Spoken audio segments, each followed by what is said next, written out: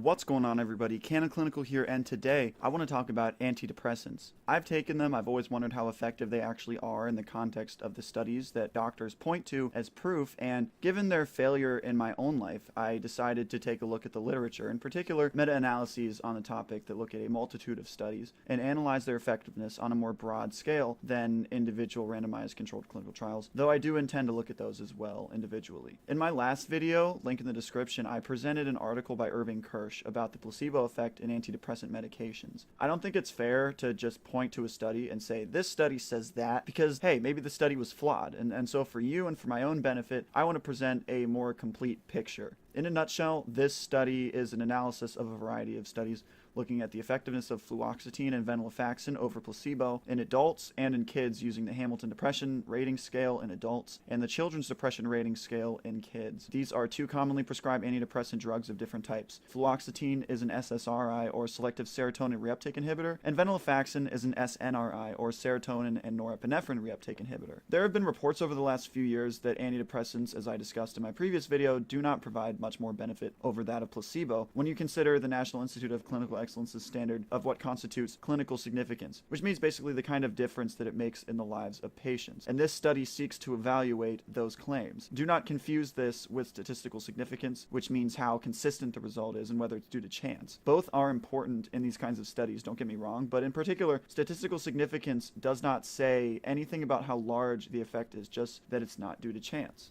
The aim of the study seems to be to provide more information to the claim in the literature in the last few years that there is publication bias and selective reporting in antidepressant research, and as a result, we get a rose-colored image of how effective these drugs actually are. The studies included for fluoxetine were 12 adult studies with 2,635 patients, 4 geriatric studies with 960 patients, and 4 youth studies with 708 patients. All subjects had depression similar to or diagnosed as major depressive disorder. The most frequent dose was 20 milligrams per day in each group, while the flexible dose ranges were 20 to 80 milligrams per day, 10 to 30 milligrams per day, and 10 to 40 milligrams per day in adults, geriatric, and children, respectively. For venlafaxine instant release, there were 11 adult studies with 2,421 patients, and for extended release, 10 adult studies with 2,461 patients. Dosages ranged between 25 and 375 milligrams, with the most frequent dose range being 75 and 150 milligrams per day. Now, with all that out of the way, let's get into what they found. On average, they did not find that these antidepressants exceeded the 3-point benchmark over placebo for clinical significance as established by the aforementioned National Institute of Clinical Excellence. They, in fact, found a 2.55-point mean difference. This is to say that the placebo saw a 9.26-point reduction in depression scores over 6 weeks and 11.82 points in the active drug. The authors do acknowledge that 3 points is generally considered to be the standard. Now let's talk remission rates and response rates. The response rate indicates the number of people demonstrating improvement compared to the number of people who showed improvement in the placebo group, usually indicated by a 50% reduction of depressive symptoms. Remission rate is an indicator of when there are little to no symptoms at all. The estimated response rate for the drug group overall was 58.4% versus 39.9% for placebo. This effectively means that the drug met the 50% reduction standard in about 18.5 more people than that of placebo. Remission was achieved in 13% more people in the drug compared to placebo as well.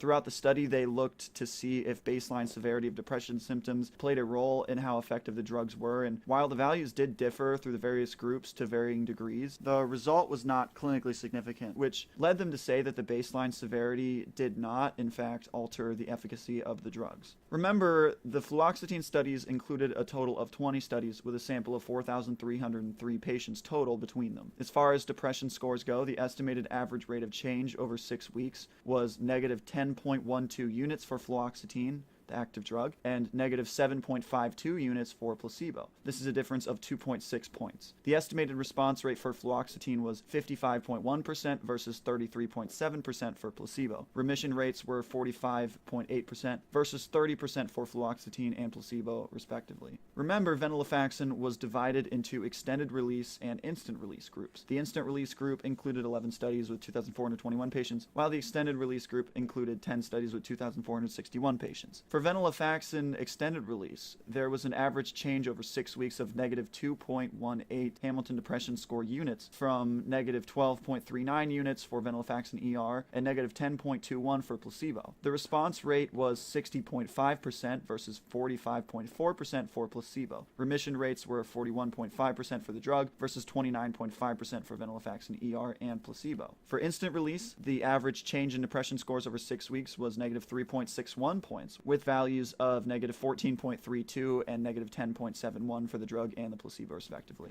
This is the only group in which the 3-point clinical significance metric was exceeded and the result being statistically significant. The estimated response rate for venlafaxine IR was 67.2% versus 45.2% for placebo. Remission rates were 47.1% versus 32.4% for venlafaxine IR and placebo. The next part of the study talks about what effect age group had on the efficacy of these drugs, since the analysis did include geriatric, adult, and youth components. In fluoxetine, geriatric studies showed an average change in depression scores of negative 1.39 points between the drug and placebo. They also found that the response and remission rates were not statistically significant between placebo and the drug conditions. In the youth studies, fluoxetine changed depression scores an average of negative 4.62 points from 20.58 and 15.96 for the drug and placebo, respectively. I should mention here that while the Children's Depression Rating Scale was modeled after the Hamilton Depression Scale, they are scored very differently. The Hamilton Depression Scale is based on a 5-point or 2-point scale for a total of 17 items and a maximum point value of 52 points, while the Children's Depression Rating Scale has a much higher possible score ranging from 17 to 113. So a 4.6 point change compared to placebo is different if evaluated through this rating scale, and so these individual scales and the impact of various point differences should be evaluated separately. First, they state that while the results are small in magnitude relative to depression scores, they found clinically significant results in this analysis on remission and response rates. They go on to say that this is exemplified in the 55% rate at which patient symptoms were 50% reduced compared to 33% of placebo in the fluoxetine group. That this means that for every 5 patients treated, an additional person will reach this clinically significant threshold. To me, there are 2 ways to look at it. You can look at it in the way that the researchers are, but conversely, you could also look at it such that this means that only 21.5% more people compared to placebo saw this level of a reduction. Is what's acceptable to expect an effective medication for such a serious condition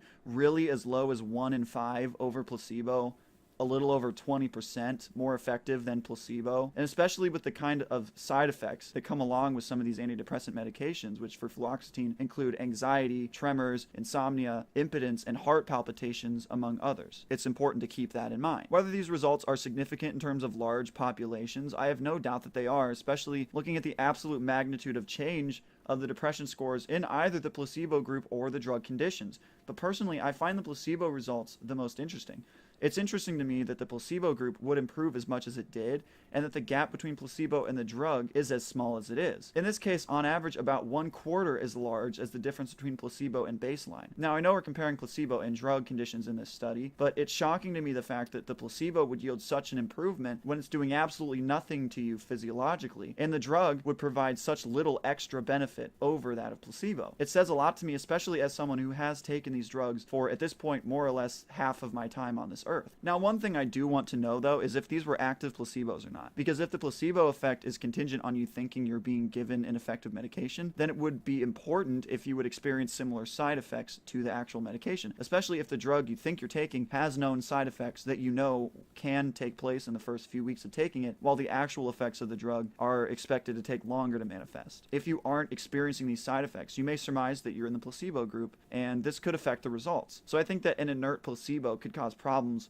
with the studies that are actually being analyzed here independent of the analysis itself. I don't know if that's the case. I'd have to look at the studies themselves individually, but it's just something that's important to keep in mind nonetheless. If you are given an active placebo versus the active drug, this would be a much more fair comparison because you'd actually be able to more accurately measure its effects, since it doesn't change your neurochemistry in the way that the active drug does, but still gives you the side effects of the real medication. So the actual effect that you see could be attributed at least more directly to the medication itself. Moving on to remission and response rates, rates, they say that they saw a 45% remission rate in the active drug group and only a 30% remission rate in placebo, which is interesting to me because they're saying only to give or take a third of the participants who saw remission when being given a pill that does absolutely nothing to them. Again, you can look at it in two ways. Wow, almost half saw remission with the drug, but this is only 15% more people than how many people saw it in placebo. Now, I'm not going to sit here and say that 15% isn't good, but these placebo results are not insignificant, and I feel like the authors are diminishing this point and emphasizing instead how significant the drug result is. If a 15-point difference above placebo is significant, then a 30% instance of remission in placebo, the depression score difference is 1/4 that of the placebo's effect over baseline, and they call this effect over placebo significant, while not commenting at all on how significant the placebo's result was, and how that's clinically significant itself, even if you don't take into account that extra benefit. Overall, I think they're overlooking a more significant problem here,